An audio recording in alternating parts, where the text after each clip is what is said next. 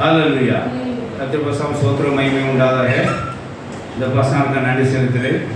நான் தேவதாமே நம்ம தேவ சன்னிதானத்தில் கழித்து வந்து கர்த்தர் பிரிக்கப்பட்டு மேம்படுத்த கர்த்தரை ஆராதிக்க கர்த்தர் கிருபை இறக்க பாராட்ட கர்த்தர் ஸ்தோத்திரம். கர்த்தர் வாழ்க்கையிலே ஏராளமான நன்மை செய்திருக்கிறார். அதற்கெல்லாம் நாம் தேவனுக்கு நன்றி செலுத்த கடமைப்பட்டிருக்கிறோம். அந்த பிரகாரமாக நானும் கூட நாம் தேவ சன்னிதானத்தில் கர்த்தரை தூக்கப்பட்டு மேம்படுத்த கர்த்தரை ஆராதிக்க கர்த்தர் நான் கிருபையும் இறக்க பாராட்ட ஸ்தோத்திரம். உங்களோடு சேர்ந்து கர்த்தர் எனக்கும் இந்த கிருபை இறக்கம் பாக்கியத்தையும் சாகியத்தையும் கொடுத்து வைக்க கர்த்தர் ஸ்தோத்திரம் செலுத்தி கர்த்தர் ஸ்தோத்திரம். ஹல்லேலூயா. ஆமென். ஸ்தோத்திரம். இப்போ கையில் வேறு தெரிந்து ஒரு சில வசனம் வாசித்து கர்த்தர் கொடுக்க வானமன்னாவை நாம் புசித்து நாம் அமைக்க பலப்படலாம். மார்க் 11ஆம் அதிகாரம் 2ஆம் வசனத்தை ஒரு வாசிக்கலாம். மார்க் 11:2.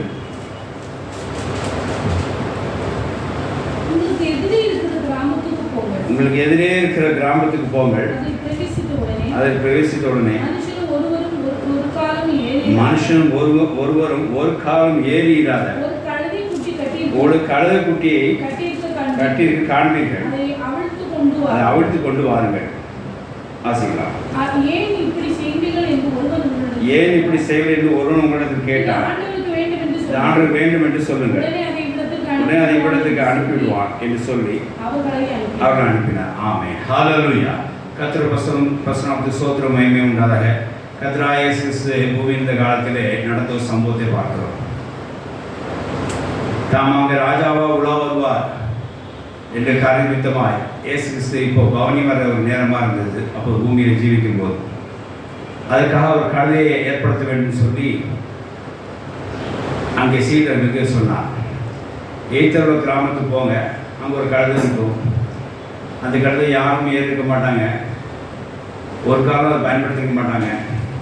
அந்த கழுதையை அவுத்து கொண்டு வாருங்கள் என்று சொன்னார். அந்த எஜமான் கேட்பான், எங்கே கொண்டு வந்து என்ன ஆண்டோனுக்கு வேணும்னு சொல்லுங்கள், அப்போ அவங்க கொடுப்பான் என்று சொல்லி அவங்க அனுப்பிவிட்டாங்க. தேவனுடைய வசனம் ஸ்தோத்திரம் உண்டாதாக. கர்த்தர் தம்முடைய காரியத்துக்கு தம்முடைய ஊழியத்துக்கு இங்கே கழுதையை பயன்படுத்தினார் என்று சொல்லி பார்க்கிறோம். தேவனுடைய வசனம் ஸ்தோத்திரம் உண்டாதாக. தேவன் இந்த உலகத்தை சிருஷ்டித்தவர். சகல சிருஷ்டியும் சிருஷ்டித்த தேவன் எல்லாத்தையும் உண்டு பண்ணினார். மனிதரை உண்டு பண்ணினார், இயற்கையை உண்டு பண்ணினார், வானத்தை உண்டு பண்ணினார், பூமியை உண்டு பண்ணினார், மிருக ஜீவனை உண்டாக்கினார், பறவை சந்தைகளை உண்டாக்கினார், கடல் சமுத்திரத்தை உண்டாக்கினார், செடி கொடியை உண்டாக்கினார், மரத்தை உண்டாக்கினார், பறவைகளை உண்டாக்கினார். எல்லாமே தேவனே உண்டாக்கினார். அதனால் அவர் சிருஷ்டித்தவர். நம்மளே உண்டாக்கினார். நாம் இப்போ சிருஷ்டியாக இருக்கிறோம். ஒரு பறவை, ஒரு மிருகங்கள், இவையெல்லாம் சிருஷ்டியாக இருக்கிறது. அப்போது எல்லாத்தையும் உண்டு பண்ண சிருஷ்டித்தவர் தம் சிருஷ்டியை தம்முடைய காலத்துக்காக எடுத்து பயன்படுத்துவது வழக்கம். அப்படியே நாமெல்லாம் அவருக்கு சிருஷ்டியாக இருக்கிறோம், நம்மளையும் எடுத்து பயன்படுத்துவார். இங்கே கழுதை ஒரு சிருஷ்டியாக இருக்கிறது. தமிழ் ஊழியத்துக்கு அவர் வேண்டும் என்று சொல்லி பயன்படுத்தினார். கழுதை மாத்திரமல்ல, தம்முடைய சிருஷ்டிக்கிற எல்லாத்தையுமே செய்வார், பயன்படுத்துவார். இடியை பயன்படுத்துவார், காற்றை பயன்படுத்துவார், வானத்தை பயன்படுத்துவார், நட்சத்திரம் பயன்படுத்துவார், சூரியனை பயன்படுத்துவார். இதெல்லாம் அவருடைய சிருஷ்டியாக இருக்கிறது. அந்தந்த நேரத்துக்கு என்ன அவருக்கு தேவையோ அப்போது சிருஷ்டி பாத்திரத்தை எடுத்து பயன்படுத்துவார். இங்கே நான் வாசிக்கும்போது பார்க்குறோம், ஒரு கழுதை அங்கே இருந்தது. அது தனக்காக வேண்டும் என்று சொல்லுங்கள், ஆண்டவன் வேண்டும் சொல்லுங்கள், கொடுத்து விடுவார் எஜமான்னு சொல்லி பார்க்கிறோம். அவனும் அதை கொடுத்தான் என்று சொல்லி பிற்பாடு வாசிக்கிறோம். 7 வருஷம் ஸ்தோத்திரம் உண்டாதாக. தன்னுடைய ஊழிய பயணத்துக்கு, தன்னுடைய ஊழிய பிரயாணத்துக்கு அந்த கழுதை வேண்டும் என்று சொல்லி கர்த்தர் தீர்மானித்தார். அந்த கழுதையாக நீங்கள் பார்க்காதீங்க, ஒரு சிருஷ்டியாக பாருங்கள். தேவன் படுத்த சிருஷ்டியாக அதை பாருங்கள். அந்த சிருஷ்டியை சிருஷ்டித்தவருக்கு பயன்படுத்தினார். எதுக்காக? தம்முடைய ஊழிய பணிக்காக பயன்படுத்தினார். தேவனுடைய வசனம் ஸ்தோத்திரம் உண்டாக. இந்த லாஜிக்கை நம்ம எடுத்துக்கொள்ள வேண்டும். ஆவிக்குரியவர்களே, இந்த வாக்களே இந்த காரியத்தை எடுத்துக்கொள்ள வேண்டும். தேவன் தம்முடைய சிருஷ்டியை தமக்கு ஊழியத்துக்கு என்ன செய்வார்? அவர் நிச்சயமாக பயன்படுத்துவார். அது எந்த மாற்றமும் இல்லை. கர்த்தருக்கு ஸ்தோத்திரம் உண்டாகிறது. மத்திய 21ஆம் வசனத்திலே இந்த காரியம் போடப்பட்டிருக்குது. லூக்கா 19ஆம் அதிகாரம் 30ஆம் வசனத்திலையும் இந்த காரியம் போடப்பட்டிருக்கு. கர்த்தருக்கு ஸ்தோத்திரம் உண்டாதாக. அதனாலே இங்கே தேவன் சிருஷ்டியை பயன்படுத்தின தம் ஊழியத்துக்காக சிருஷ்டியை பயன்படுத்துகிற காரியத்தை சொல்லி பார்க்கிறோம். அப்படியே நாமெல்லாம் தேவனுடைய சிருஷ்டியா இருக்கிறோம். தேவனுக்கு உகந்த பாத்திரமாய் நாம் பயன்படுவோம் என்கிறது இந்த காரியத்துடைய காரிய தொகை. புரிஞ்சுங்களா? எப்படி கழுதையை எடுத்து இயேசு பயன்படுத்தினாரோ, ஏன்னா அது சிருஷ்டி பயன்படுத்தினாரோ, அப்படியே அவர் சிருஷ்டியா இருக்க நாமையும் நம்மளையும் செய்வார் தேவன். அவருடைய காரியத்துக்காக அவர் ஊழியத்துக்கான செய்வார் எடுத்து பயன்படுத்துவார். கர்த்தருக்கு ஸ்தோத்திரம் உண்டாதாக. இந்த சம்பவத்தை பார்க்கும்போது எனக்கு ஆவிக்குரிய காரியமாக தோன்றது என்னவென்று சொன்னால், தேவன் தம்முடைய சிருஷ்டியை தம் ஊழியத்துக்காக பயன்படாம விடமாட்டாருங்கிறத அறிந்து கொண்டேன். அவர் சிருஷ்டியா நாம் இருக்கிறோம். அவருக்கு உகந்த பாத்திரமாய் நாம் தேவனுக்கு பயன்படுவோம் என்று சொல்லி எனக்கு ஒரு நம்பிக்கை வந்தது. எந்த நம்பிக்கை எனக்கு வந்தது? தேவனுக்கு உகந்த பாத்திரமாக ஒரு நாள் என்ன செய்வோம், நாம் பயன்படுவோம் என்கிற எனக்கு இந்த சம்பவத்துவமாக எனக்கு ஒரு தைரியம் உண்டாச்சு. நாம் அவரோட சிருஷ்டியா இருக்கிறோம். அவரோட ஊழியத்துக்காக, அவர் சித்தம் நிறைவேறதுக்காக நம்மளை நிச்சயமா தேவன் ஒரு நாள் என்ன செய்வார், பயன்படுத்துவார். ஆமென், ஹல்லேலூயா என்கிற நான் உறுதியாக இந்த சம்பவத்தை எடுத்துக்கொண்டேன். ஒரு கழுதையை பயன்படுத்தும் போது மாத்தான சிஷ்யை நம்மளே எடுத்து பயன்படுத்த மாட்டாரா? இயேசு என்ன சொன்னார்? அந்த குருவியோட, அடைக்கல குருவியோட நீங்க என்ன இருக்கீங்க, விசேஷம் உள்ளவர்களாக இருக்கிறீங்கன்னு சொன்னாங்க.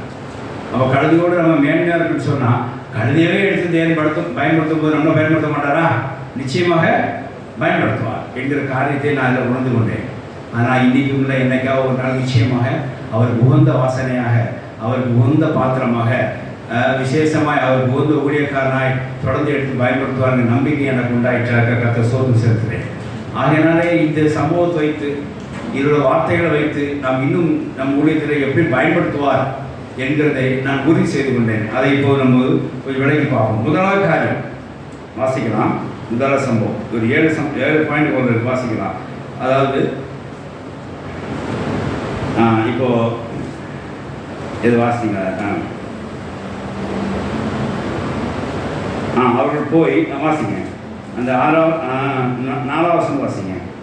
போய் வெளியே இருவழி சந்திகளில் ஒரு வாசலுக்கு கட்டியிருந்த அந்த குட்டியை கண்டு அதை அவிழ்த்தார்கள். அப்பொழுது அந்த நின்றவர்கள் சிலர், குட்டியை நீங்கள் குட்டியை அவிழ்க்கிறது என்ன என்றார்கள். இயேசு கற்பித்தபடி அவர்களுக்கு உத்தரவு சொன்னார்கள். அப்பொழுது அவர்களை போகவிட்டார். அவர்கள் அந்த குட்டியை இயேசுவிடத்தில் கொண்டு அதன் மேல் தங்கள் வஸ்திரங்களை போட்டார்கள். அவர் அதன் மேல் ஏறி போனார். அநேகர் தங்கள் வஸ்திரங்களையும் வழியிலே விட்டார்கள். வேறு சிலர் மரக்கிளைகளை பறித்து வழியிலே பரப்பினார்கள்.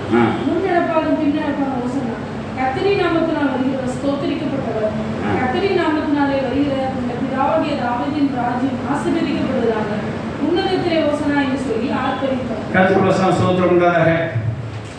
இப்படி கர்த்தர் நாமத்தில் வர ஸ்தோத்திரிக்கப்பட்டவர் சொல்லி ஓசன்னா என்று சொல்லி ஆர்ப்பரிக்கிற ஒரு வாக்கியம் இருக்கு.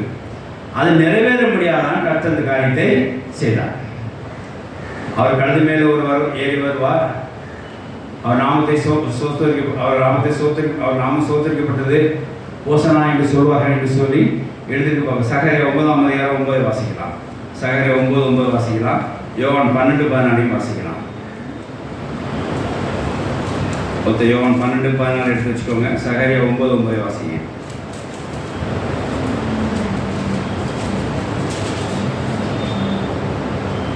குமார்த்தியே மிகவும் கழிவுறு, எருசலேம் குமார்த்தியே கெம்பீரி, இதோ ராஜா உன்னிடத்தில் வருகிறார். ராஜா உன்னிடத்தில் வருகிறார். அவர் நீதி உள்ளவரும் ரட்சிக்கிறவரும் தாழ்மை உள்ளவரும் கழுதையின் மேலும் கழுதை குட்டியாகிய மரியின் மேலும் ஏறி வருகிறவருமாய் இருக்கிறார்.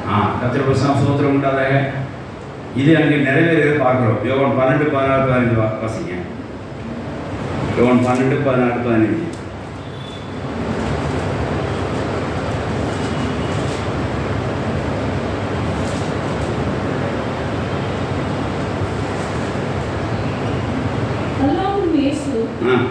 சீயோன் குமாரத்தியே பயப்படாதே, உன் ராஜா கழுதை குட்டியின் மேல் ஏறி வருகிறார் என்று எழுதியிருக்கிற பிரகாரமாக இயேசு ஒரு கழுதை குட்டியை கண்டு அதன் மேல் ஏறி போனார். ஆமென், ஸ்தோத்திரம்.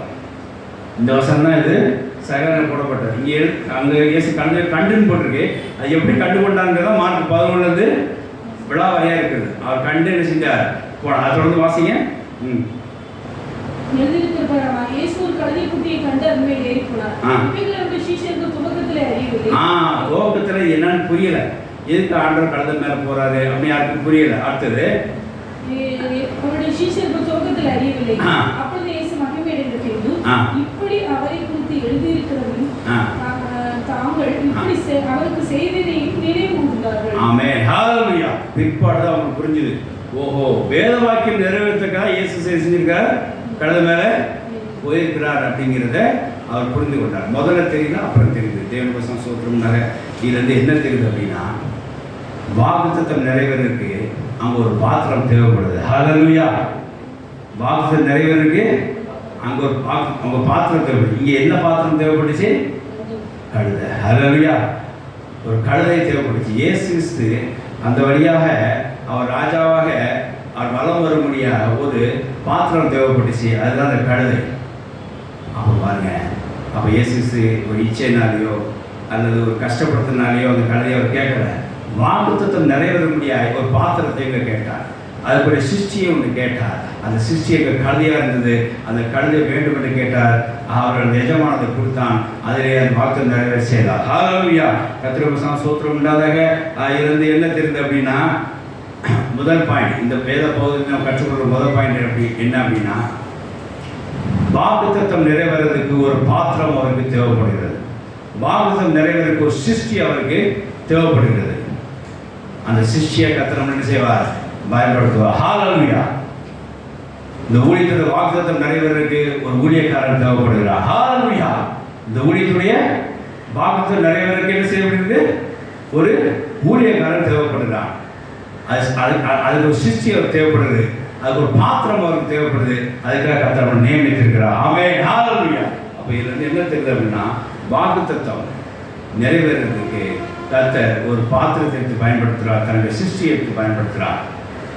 ஆகிய அங்கே கழுதை குட்டியை பயன்படுத்தினார். அப்போ ஒவ்வொரு ஊழியத்தில் வாக்கு நிறைவேறதுக்கு ஒரு ஊழியக்காரனை எடுத்து நிச்சயமாக என்ன செய்வார்? பயன்படுத்துவார். ஆமென், ஹல்லேலூயா. சில இடத்துல அந்த வாக்குத்தத்தை பாத்திரம் நிறைவேறக்காக காத்திருந்துருக்காங்க. எபிரேயர் 11ஆம் அதிகாரம் 49-40 வாசிக்கும் போது அந்த பாத்திரம் நம்மளை நிறைவேற்ற மாட்டாங்கன்னா எடுத்து செஞ்சிருக்காங்க, பயன்படுத்தி காத்திருந்துருக்காங்க. வாசிக்கலாம்.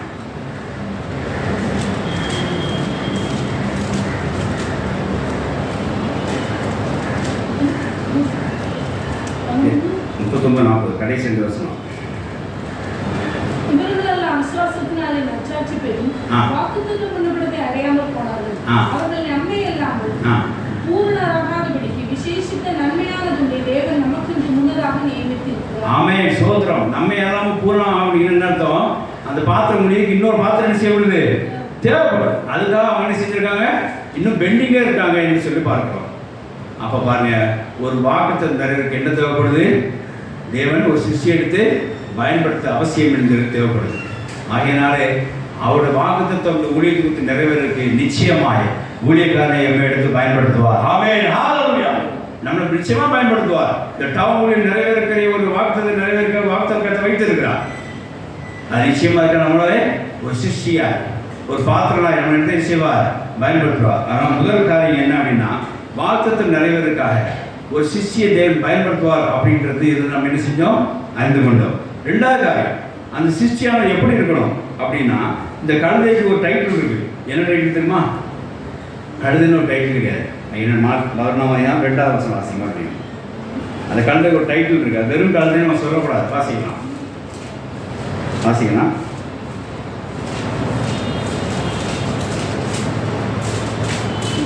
எதிரே இருக்கிற கிராமத்துக்கு போங்கள். அதில் பிரவேசித்த உடனே மனுஷனும் ஒருவரும் ஒரு காலம் ஏறியிராத ஒரு கழுதைக்குட்டி.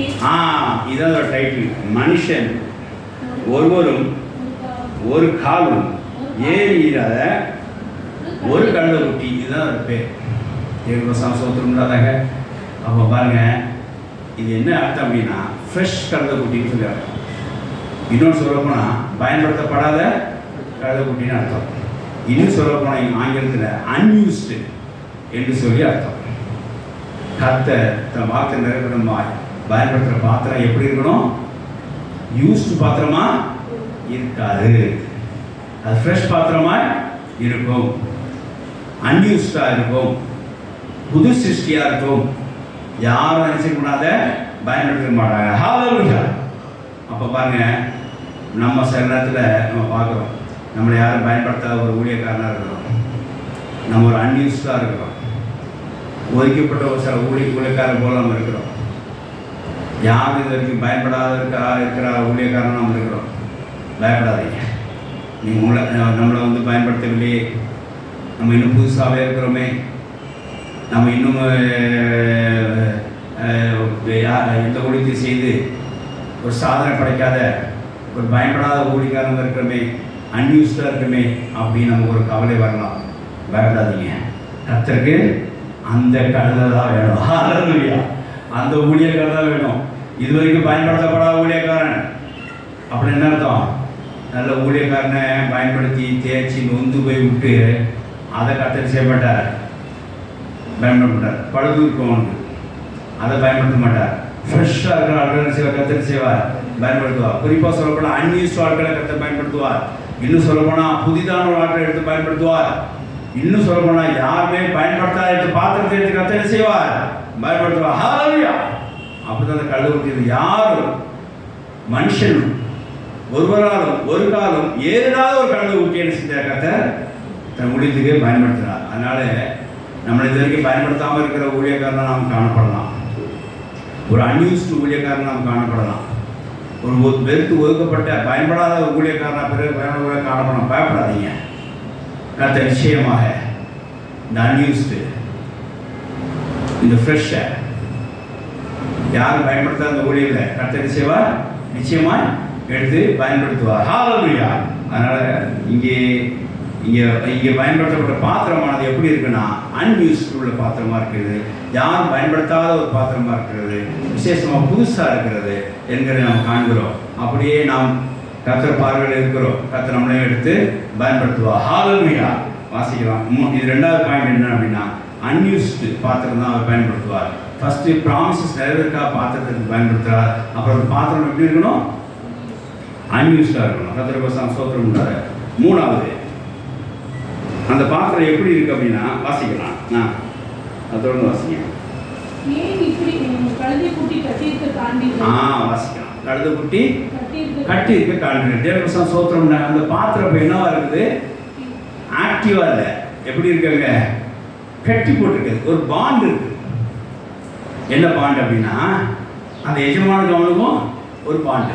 அதாவது அந்த அந்த கட்டுகளுக்கு ஒரு என்ன கட்டுகள்னா பாவக்கட்டுகள் கிடையாது, சாபக்கட்டுகள் கிடையாது. அதுக்குள்ளேயே சுற்றி சுற்றி வர்ற மாதிரி ஒரு கட்டு. என்ன அப்படின்னா இப்போ இந்த மாடு செக்கு இப்படி அரைக்கும், அதுக்குள்ளே செய்வோம் சுற்றிக்கிட்டே வரும். அந்த மாதிரி ஒரு கட்டுகளாக இருப்பாங்க. அப்போ என்ன அர்த்தம் அப்படின்னா அதை விட்டு வெளியே செய்ய பாத்திரம் செய்ய முடியாது. அந்த பாத்திரம் எங்கே தான் பயன்படும்? அந்த கட்டுக்குள்ளே தான் பயன்படும். வெளியே எடுத்து பயன்படுத்தப்பட முடியாது. குறிப்பாக சொல்லப்போனால் நம்ம ஊழியத்துக்கு பார்த்தவங்க தெரியும். ஊழியக்காரன் இவர் எங்கெங்கே போகிறாரு, வீட்டுக்கு வராரு, இங்கே ஊழியத்துக்கு போகிறாரு, வீட்டுக்கு வராரு, இப்படியே தான் இருக்கா 10 வருஷமாக அப்படின்னு யோசிக்கலாம். ஒரு கட்டி இருக்கிற அனுபவமாக இருக்கலாம். கிளம்புறாரு, சீனிவாசனா வர்றாரு, மறுபடியும் கிளம்புறாரு, வீட்டுக்கு போகிறாரு, மறு சீனிவாசன், இப்படி ஒரே இடத்துல பயன்படாமல் கட்டி இருக்கிற கழுதையாக பாத்திரமாக நம்ம காணப்படலாம். அதிலே என்ன சுற்றி கொண்டே வரலாம். அரைச்சமாவே அரைச்சி கொண்டே இருக்கலாம். சுற்றி கொண்டே தான் இருக்கிறோம். கட்டி போட்டு அனுபவம் எப்படி இருக்குமா? கட்டி போட்டுனா எப்படி இருக்கும்? கழுதை கட்டி போட்டு எப்படி இருக்கும்? உட்காரும், நிற்கும், ஒரு ரவுண்ட் அடிக்கும், மறுபடியும் செய்யும், உட்காரும். இப்படி நம்ம இடத்துல போய் சில ஊழியர்கள் நமக்கு அப்படி தான் இருக்குது. என்ன சொல்கிறீங்க? 6 நடத்துகிறோம், இன்னொரு வீட்டுக்கு பிறநாள் கூட்டம் போகிறோம், இன்னொரு வீட்டுக்கு சோத்திரம் கூட்டம் போகிறோம், மறுபடியும் வந்துடும். இப்படிதான் கெட்டி போட்டு அனுபவத்தெல்லாம் இருக்கிற மாதிரி கூட இருக்கலாம். பயப்படாதீங்க. கர்த்தர் அதுக்கு ஒரு அழைப்பு கொடுப்பார். ஆமென். ஹல்லேலூயா. ஒரு பாண்டடாக இருக்கலாம். உங்கள் ஊழியத்தில் நீங்கள் என்னவா இருக்கலாம்? ஒரு பாண்டடா. நான் கிட்டத்தட்ட ஒரு 14 வருஷமாக அப்படி தான் இருந்தேன். வாரம் அங்கே போக சொல்கிறது, அங்கே போவேன், இங்கே போ, அப்படியே தான் இருந்துச்சு. கெட்டி போட்டு அனுபவமாக இருந்துச்சு. கர்த்தர் அதை எடுத்து பயன்படுத்துறது அந்த வசனமாக இருந்து கொண்டேன். தேவ வசனம் சோத்திரம். அதான் சொன்ன அந்த ஊழியருக்கு முன்னாடி அது புரியாது, பின்னாடி தான் செய்யணும். அது ஓஹோ கர்த்தர் இந்த தேவசத்துக்காக எடுத்து பயன்படுத்துகிற கதை ஊட்டி அப்படின்னு அப்புறம் சீடர் ஞாபகம் வந்துச்சான். அந்த கதை மாதிரி நமக்கு என்ன புரியாது. 14 வருஷமாக ஒரு இடத்துல சின்ன கட்டி போட்டவனா நான் காணப்பட்டேன். அப்படி ஒரு அனுபவம் அங்கே இருக்கும். தேவ வசனம் சோத்திரம் உண்டாதாக. ஆகையால் அந்த சூழ்நிலை யுத்தம், பாவத்தை யுத்தம் கட்டுகள் இல்லை, சாபத்து நிமித்தம் ஒரு கட்டுகள் இல்லை, நோய் நிமித்தம் ஒரு கட்டுகள் இல்லை, சூழல் நிமித்தம் ஒரு சுமார் சர்க்கிள்குள்ளே இருப்பார்கள். சுற்றி சுற்றி அதிலே வருவார்கள். அந்த பெல்ட் விட்டு வெளியே போக முடியாத ஒரு சூழ்நிலையும் இருப்பார்கள். இதுதான் ஒரு பாண்ட் அனுபவம் என்று சொல்லி பார்க்கிறோம். இப்படியாப்பட்டவர்களே இருப்பார்கள்.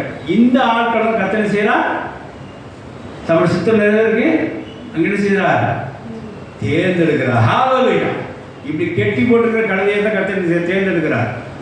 கழுதை வந்து பாடு வேலை செஞ்சுட்டு இருக்கோம், எஜமானுக்கு இல்லை வேலை புதிய சுமந்து கொண்டு ஆற்றுல போடணும், ஆற்றுல அப்படிப்பட்ட கழுதையை பயன்படுத்த கழுதை சூஸ் பண்ணல. ஒன்றுமே பயன்படுத்தாம சும்மா ஒரு கட்டிட்டு இருக்கும் பாருங்க, சாப்பிடும் நிற்கும் சுத்தம், அவனை தான் என்ன கத்தை எடுத்து பயன்படுத்துவா. ஹல்லேலூயா. அப்படி ஒரு பாண்ட் அனுபவத்திலே நீங்கள் இருக்கலாம். பயப்படாங்க, கத்தர் உங்களுக்கு அதை எடுத்து செய்வாங்கள பயன்படுத்துவா. ஹல்லேலூயா. அப்போ இருந்து மூணாவது பாயிண்ட் என்னென்ன, ஃபர்ஸ்ட் பாயிண்ட் ப்ராமிசஸ் நிறைவேறதுக்காக ஒரு பாத்திரத்தை கத்தர் எடுத்து பயன்படுத்துவார், சிருஷ்டி எடுத்து பயன்படுத்துவார். அந்த சிருஷ்டியானது அன்யூஸ்டாக இருக்கணும், ஃப்ரெஷ்ஷாக இருக்கணும். அப்படியோட பாத்திரமா யாரும் பயன்படுத்தப்படாத ஒரு சிருஷ்டியாக இருக்கணும், அப்படி எடுத்து பயன்படுத்துவார். மூணாவது, அந்த சிருஷ்டி ஒரு சூழ்நிலைக்கும் கட்டி போட்டவர்கள அதற்கு வெளியே வர முடியாமல் இருக்கலாம், அதுதான் கத்தை எடுத்து பயன்படுத்துவார். நாலாவது காரியம், அந்த சிருஷ்டி கட்டி போட்டுறதா இருக்க முடியாது ஒரு ப்ரொமோஷன் அங்கே கொடுப்பார். ஹல்லேலூயா. இவ்வளோ நாள் கட்டி போட்டிருக்காங்களே, இதை எடுத்து யாரும் பயன்படுத்த மாட்டேங்கிறாங்களே, அதை அங்கேயே சுற்றிட்டு வருது அப்படி பார்த்துட்டே இருப்பா. 14 வருஷமா இந்த ஊழியக்காரன் இங்கேயே சுற்றிட்டு இருக்கானே அப்படின்னு ஒரு அழைப்பு கொடுப்பா. அதுதான் ப்ரொமோஷன். நாலாவது இருந்து ப்ரொமோஷன். நான் வாசிக்கலாம். ஒரு ரிலீஸ் அங்கே கொடுப்பார், ஒரு ப்ரொமோஷன் அங்கே கொடுப்பார், ஒரு ஸ்டெப் அப் அங்கே கொடுப்பார், விசேஷமாய் ஒரு அழைப்பு அங்கே கொடுப்பார். வாசிக்கலாம். இது பேர் என்னது, ப்ரொமோஷன். ஹல்லேலூயா. இது பேர் என்னது, அழைப்பு. கெட்டி இந்த கத்தனை செய்கிறார், ரிலீஸ் பண்ணுறார், தன்னுடைய காரியத்தை நிறைவேற்றுக்க. ஹல்லேலூயா. அப்படிதான் 14 வருஷமும் ஒருத்தர் சுற்றி இருந்து எனக்கு ஒரு அழைப்பு எடுத்தது, ஒரு ப்ரொமோஷன் கிடைத்தது, உன் ஊழியத்தை எடுத்து பயன்படுத்துகிறேன்னு சொல்லி. ஹல்லேலூயா. அது விதமாக கத்தர் எனக்கு அழைப்பை கொடுத்தா. ஆமென். ஹல்லேலூயா. நீ பல பேர் இந்த இடத்துல இருந்து பயன்பெற முடியாது, கத்தரை எடுத்து பயன்படுத்தி கொண்டிருக்கிறா. ஆமென். ஹல்லேலூயா. பயப்படாது, இன்னும் எடுத்து பயன்படுத்துவா. இன்னும் இதிலே சுற்றிட்டு இருக்க நினைக்காதீங்க, இது சும்மா சர்க்கிள் இருக்க நினைக்காதீங்க, ஒரு பாண்டா இருக்க நினைக்காதீங்க. இதிலிருந்து கத்தனை செய்வா இன்னும் அதிகமாக நம்மளுக்கு ப்ரொமோஷன் கொடுப்பார், பயன்படுத்துவார். பயப்படாதீங்க. நாலாவது காரியம், கர்த்தர் அந்த சிருஷ்டியை எடுத்து கெட்டியிருக்கிற பாண்டா இருக்கிற அந்த சிருஷ்டியை எடுத்து என்ன செய்வார், ஒரு ரிலீஸ் கொடுப்பார், ஒரு ப்ரொமோஷன் கொடுப்பார். ஹல்லேலூயா. அஞ்சாவது பாருங்க, உலகம் இதை குறித்து கொஸ்டின் கேட்கும். வாசிக்கலாம். 10 வாசிங்க.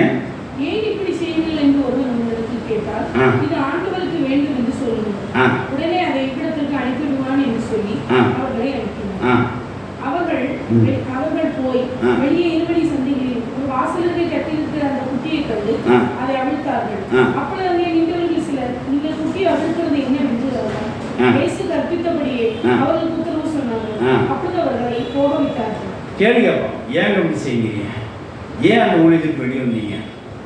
எதுக்கு அங்கே ஐயா கூட 15 வருஷமாக இருந்தீங்க, வெளியே வந்தீங்க? இப்படிலாம் கேள்வி கேட்பாங்க. ஆண்டவருக்கு வேண்டும் என்று சொன்னார். ஹல்லேலூயா. அதுதான் கர்த்தர் அந்த பாத்திரத்தை எடுத்து பயன்படுத்த போகிறார் என்று சொன்னார்கள். கர்த்தர் இந்த சிருஷ்டியை எடுத்து பயன்படுத்த போகிறேன்னு சொன்னார். அவ்வளோதான். உலகம் கேள்வி கேட்பாரு, நீ அந்த ஊழியத்திலே இருந்துக்கலாமே, நீங்கள் இப்படியே சிந்திக்கலாமே. இப்படிலாம் உலகம் உங்களை டைவர்ட் பண்ண பார்ப்பாங்க. அங்கே இருந்தால் அப்படி ஆயிருக்குமா? அங்கே இருந்தால் அப்படி ஒரு ஆள் கூட ஆராய்ச்சிப்பீங்களா? அங்கேருந்து எவ்வளோ கூட்டமாக ஆராய்ச்சிப்பீங்க? நீங்கள் 500 பேர் பிரசவம் பண்ணுற ஆள் அப்படிலாம் சொல்லிட்டு போகிறாங்க. அது முக்கியம் இல்லைங்க, அது முக்கியம் இல்லை. இங்கே எது முக்கியம்? நீ உலகத்தில் சொல்லணும். எது முக்கியம்? என்ன சொல்லணும்? எங்கள் ஆண்டவருக்கு இது வேணும்னு கேட்டுட்டார். அவ்வளோதான், பாயிண்ட் கொண்டு போச்சு. ஆமென். ஹல்லேலூயா. கர்த்தருக்கு வேணும்னா அந்த சிருஷ்டியை செய்யணும், எடுத்து பயன் வரணும். ஹல்லேலூயா. அதுதான் முக்கியங்க. அதை விட்டு போட்டு எங்கள் ஐயாக்கே இந்த பொருள் வேணும்னா என்ன பண்ண முடியும்? அந்த பொருள் யாருக்கு வேணும்? கர்த்தருக்கு வேணும். கொஞ்ச நாளைக்கு ஐயாவுக்கு பயன்பட்டுருக்கலாம். ஆனால் அப்படி பயன்படாத ஒரு பொருளாக இருந்துச்சுன்னா கர்த்தர் செய்வதை அவரே எடுத்து பயன்படுத்துவார். ஆமென். ஹல்லேலூயா. அவரே எடுத்து செல்ஃபான் சேவம் எடுத்து பயன்படுத்துவார். அதுலேருந்து என்ன தெரியுது அப்படின்னா, உலகத்துக்குள்ள கேள்வி கேட்கும் போது அவங்க உங்களை டைவர்ட் பண்ண பார்ப்பாங்க. ஆனாலும் இது கர்த்தருக்கு வேணும், அந்த அழைப்பு என்று சொல்லுங்கள் என்று சொல்லி பார்க்கிறோம். ஆகையால் கர்த்தர் வார்த்தை நிறைவேறும்படியாக இதை நாங்கள் செய்கிறோம் என்று சொல்லி அங்கே பார்க்க வேண்டும். அங்கே அவருக்கு பதில் சொல்ல வேண்டும். ஆகையினால இங்கே 5வது பாயிண்ட் நம்ம என்ன பார்க்குறோம் அப்படின்னா, உலகத்தில் கேள்வி கேட்டால் கர்த்தருக்கு இது வேணுங்கிறதுக்காக நான் செய்து கொண்டிருக்கிறோம் என்று சொல்லி கர்த்தருக்கு பிரியப்படுறதுக்காக அந்த காரியத்தை செய்கிறோம் என்று நம்ம சொல்ல வேண்டும். 6வது காரியம், தேவனுடைய வசனம் ஸ்தோத்திரம் உண்டாதாக வாசிக்கலாம். அவர்கள் அந்த குட்டியை இயேசுவின் இடத்தில் கொண்டு வந்து அதின்மேல் தங்கள் வஸ்திரங்களை போட்டார். போதும். இப்போ யார் மேல் வஸ்திரத்தை போட்டார்கள்? பார்த்தீங்களா? கழுதைக்கு எதுக்கு வஸ்திரம்?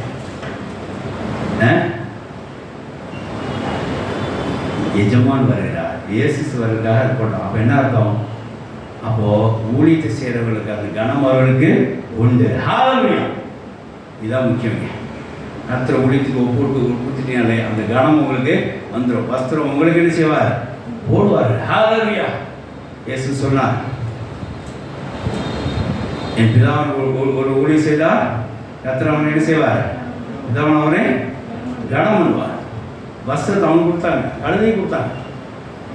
நமக்கு வஸ்திரத்தை கற்றுக் கொடுப்பார். ஆமென். ஹல்லேலூயா! நம்மளை மேன்மைப்படுத்துவார். இது என்ன தெரியுது? 6வது பாயிண்ட், ஹானர் பண்ணுவார். அவர் சிருஷ்டியாக இருக்கிறனா அவர் ஊழியத்துக்கு பயன்படுறதுக்காக நம்ம ஒப்பு கொடுத்ததுனாலே நம்ம என்ன செய்வார்? அவர் ஹானர் பண்ணுவார், ஒரு கனம் கொடுப்பார் என்கிற பார்க்கிறோம். தேவனுடைய வசனம் ஸ்தோத்திரம் உண்டாத. அடுத்தது வாசிக்கலாம். அது அவன் மேலே ஏறி போனார். இருந்து என்ன தெரியுது? தேவ சித்தம் நிறைவேறு, அந்த வாக்குத்தத்தம் நிறைவேறு. ஹல்லேலூயா! அப்போ அந்த கழுதை இயேசு வைத்து ஏறி போனார். இயேசுக்கு கழுதை சுமந்து கொண்டு போன என்ன அர்த்தம்னா, இயேசு ஏறி கொண்டு போகிறது ஒன்று தான், அவரோட வார்த்தை கொண்டு போகிறதும் ஒன்று தான். அப்போ தேவ சித்தம் அங்கே என்ன செய்தாங்க? நிறைவேறப்பட்டார். கர்த்தர் வார்த்தை அங்கே சுமந்து கொண்டு போகப்பட்டார். கர்த்தர் அங்கே சுமந்து கொண்டு போகப்பட்டார். தேவ சித்தம் அங்கே நிறைவேறு. ராஜா கண்டுகுட்டி மேல் வருவாங்க, வார்த்தை அங்கே நிறைவேறு. தேவனுடைய வசனம் ஸ்தோத்திரம் உண்டாதாக. அப்போ இருந்து என்ன தெரிஞ்சு பாருங்களேன், தேவ சித்தம் நிறைவேறுக்காக இங்கே கர்த்தர் ஒரு சிருஷ்டியை நமக்கு பிரியமான ஒன்றை எடுத்தவர் என்ன செய்கிறார்? பயன்படுத்துகிறார். அந்த சிருஷ்டி வார்த்தை நிறைவேறுக்காக பயன்படுத்துகிறார். அந்த சிருஷ்டியானது பயன்படாமல் யாரும் யூஸ் பண்ணாத ஒன்றாக இருக்க வேண்டும். அந்த சிருஷ்டி கட்டி போட்டு தான் பரவாயில்ல, கர்த்தர் என்ன செய்வார்? பயன்படுத்துவார். ஒரு இடத்துல சுற்றி கொண்டு தான் பரவாயில்ல, கர்த்தர் பயன்படுத்துவார். அந்த சிருஷ்டியை ஒரு ப்ரொமோஷன் கொடுப்பார். உலக காரியத்தை பிரித்து எடுத்து தேவனுக்கு வேண்டும் என்று சொல்லி காட்டுவார். அதுக்கு கனம் பண்ணுவார். அதை வைத்து தேவ சித்தத்தை நிறைவேற்றுவார். ஆமென். ஹல்லேலூயா! அப்போ இதே மாதிரி நம்மளோட ஊழியத்தை பாருங்க. நம்மளை இதே மாதிரி சேவை கர்த்தர் பயன்படுத்துவார். வார்த்தை நிறைவேற்காக கர்த்தர் என்ன செய்வார்? பயன்படுத்துவார். யாரும் பயன்படுத்தப்படாத நம்மளை கர்த்தர் எடுத்து பயன்படுத்துவார். ஒரே இடத்துல சுற்றி கொடுக்குற கர்த்தர் நம்மளை எடுத்து பயன்படுத்துவார். அடுத்த ஸ்டேஜ் வர்றது ப்ரொமோஷன் கொடுத்து கர்த்தர் நம்மளை பயன்படுத்துவார். உலகத்துக்கு முன்னாடி கர்த்தருக்கு வேணும்னு சொல்லி நம்மளை முன்குறுத்தி அதை வெளிப்படுத்துவார். அதை கனம் பண்ணுவார், நம்மளை கனம் பண்ணுவார். குறிப்பாக நம்மளை வைத்து தேவன் தேவ சித்தத்தை நிறைவேற்றுவார். ஆமென். ஹல்லேலூயா! நம்ம பயப்படாதீங்க, நம்ம ஊழியத்தை குறித்து பயப்படாதீங்க. கர்த்தரை எடுத்து பயன்படுத்துகிற நேரம் வந்து கொண்டே இருக்கிறது. ஹல்லேலூயா! அதுக்கான ப்ரொமோஷன் வந்து கொண்டே இருக்கிறது. இது கர்த்தருக்கு வேணும் என்று சொல்லக்கூடிய ஒரு வார்த்தை வந்து கொண்டே இருக்கிறது. கர்த்தர் ஊழியத்தை எடுத்து பயன்படுத்தி தேசத்தை நிறைவேற்றிய காலம் வந்து கொண்டே இருக்கு. ஆனால் பயப்படாதீங்க. கர்த்தரை எடுத்து பயன்படுத்துவார். பயன்படுத்தும் போது உங்களுக்கு தெரியும் அந்த கர்த்தரை எப்படி பயன்படுத்துவார்னு சொல்லி ஏற்கனவே நம்ம இப்போ கடத்தில் வாசித்துருக்கிறோம். எப்படின்னா என்னாகும் 22 வாசிக்கும் போது கர்த்தர் கழுதை எடுத்து பயன்படுத்தினா ஒரு எச்சரிக்கையாக தான் பயன்படுத்துகிறார். ஒரு எச்சரிக்கை கொடுக்கும் போதே பயன்படுத்துகிறார். வாசிக்கலாம். என்ன 22-28. உடனே கர்த்தர் கழுதையின் வாயை திறந்தார். அது பிலேயாமை பார்த்து, நீ என்னை இப்பொழுது 3 தரம் அடிக்கும்படி நான் உனக்கு என்ன செய்தேன்? அப்பொழுது பிலேயாம் கழுதையை பார்த்து, நீ என்னை பரியாசம் பண்ணி கொண்டிருக்கிறார். என் கையில் ஒரு பட்டை மாத்திரம் வந்தால் இப்பொழுது உன்னை கொண்டு கொள்வேன் என்றார். கழுதை பிலேயாமை நோக்கி, நீ என்னை கை கொண்ட நாள் முதல் இந்நாள் வரைக்கும் நீ வேறின கழுதை நான் அல்லவா? இப்படி உனக்கு எப்போதாயும் நான் செய்தது உண்டா என்றது அவர் இல்லை என்றார். அப்பொழுது கர்த்தர் பிலேயாமின் கண்களை திறந்தார். அழிவில் நின்ற உருவினப்பட்டத்தை கொண்ட கையிலே பிடித்திருக்கிற கர்த்தருடைய தூதனை அவன் கண்டு தலைமுறைந்து 3 முறை விழுந்து மடிந்தார். கர்த்தருடைய தூதனானவர் அவனை நோக்கி, கழுதை இதனுடைய மூன்றுதலும் அடித்ததென உன் வழி எனக்கு மாறுபாடா இருக்கு. நான்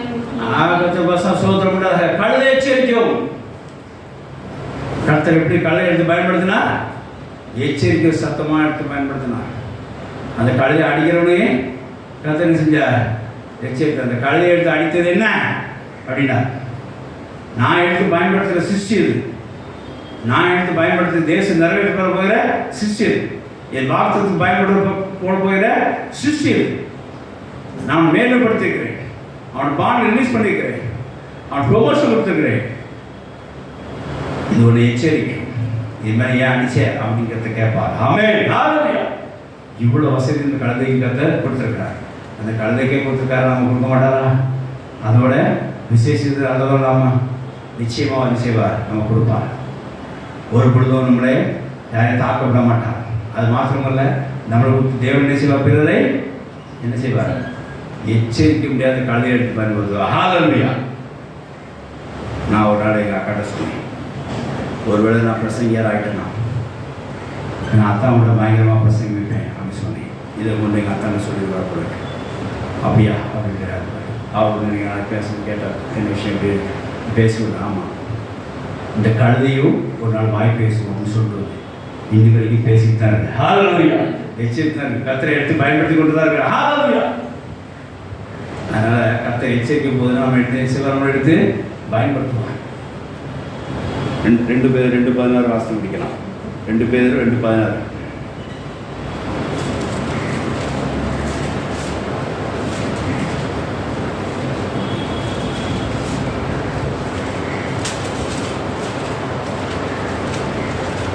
ஆசி 328 பக்கம் 324 பக்கம். தன்னுடைய அக்கிரமத்திற்கு கடிந்து கொள்ளப்பட்டார். பேசாத மிருகம் மனுஷர் பேச்சு போல தீர்க்கதரிசியுடைய மதிகேட்டை தடுத்து. பேசாத மிருகம் மனுஷர் பேசி மனுஷன் போல பேசி மனுஷர் பேச்சை பேசி பேசாத மிருகம் மனுஷர் பேச்சை பேசி தீர்க்கதரிசியுடைய மதிகேட்டை தடுத்து. ஹல்லேலூயா. அந்த கழுதை பேசும்போது தீர்க்க மதிகேட்டு என்னாச்சு? விலகி போச்சு. அப்படியே இந்த கழுதை பேசும், எச்சரிக்கை முறையாக பேசும். பயப்படாதீங்க. கர்த்தர் எடுத்து பயன்படுத்தும் போது அவன் எச்சரிப்பாங்கிறது எதிர்காலத்து வரும். அது தீர்க்கதரிசி என்ன செய்யும்? அது மதிகேட்டை எடுத்து போடும். பேசாத மிருகம் மனுஷ பேச்சை பேசுகிறது. தீர்க்கதரிசி மதிகேட்டை என்ன செய்து எடுத்து போட்டது. கர்த்தர் அப்படியே நம்ம ஊழியத்தை எடுத்து பயன்படுத்துவாங்க. ஹல்லேலூயா. நம்ம யாருக்கும் பயன்படாம இருக்கலாம், ஒரே இடத்துல சுற்றி வரலாம், மேன்மை கிடைக்காம இருக்கலாம், ப்ரொமோஷன் கிடைக்காம இருக்கலாம், ஹானர் இல்லாம இருக்கலாம். பயப்படாதீங்க. கர்த்தர் நம்மளை கொண்டு தேசத்தை நிறைவேற்றுவார், அவள் வாக்குகளை நிறைவேற்றுவார். சில தீர்க்கதரிசி மதிகேட்டை நம்மளை கொண்டு எச்சரிப்பார். ஆமென். ஹல்லேலூயா. ஹல்லேலூயா. நிச்சயமாக கர்த்தர் அவர் சிஷ்யன் நம்மை இந்த ஊழியத்தை இன்னும் எடுத்து பயன்படுத்துவார், தேசத்தை கொண்டு நிறைவேற்றுவார். கர்த்தர் வார்த்தைகள் ஆசைப்படுறார். ஆமென். ஹல்லேலூயா. ஹல்லேலூயா. நாம் சோதரிப்போமாக.